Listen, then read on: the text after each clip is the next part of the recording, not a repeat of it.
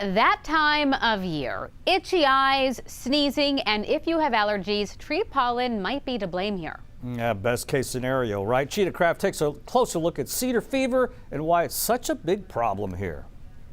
Cedar fever is an annual event in Texas, but why do so many people start sniffling and sneezing come wintertime? Let's break it down. Cedar fever is an allergic reaction to the pollen released by mountain cedar trees. In Texas, that means the ash juniper. And according to Texas A&M, the problem is particularly bad in Texas because we have so many junipers and they are releasing massive amounts of pollen into the air all at the same time.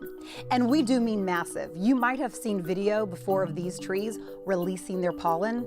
They look like they are on fire as clouds of pollen rise into the air. That means it can affect people even without allergies. The pollen simply overwhelms the immune system. Ugh. The other problem is when this pollen is released. Unlike most trees, winter is the cedar tree's favorite time to pollinate, and that means after a cold front, when the air dries out, juniper trees open up. It coincides with cold and flu season, creating a sniffling, sneezing nightmare. When it comes to treating it, there isn't much more you can do than allergy medication or listening to the forecast. When your favorite meteorologist warns that the cedar will be high, avoid the outdoors if you can and keep the windows and doors closed.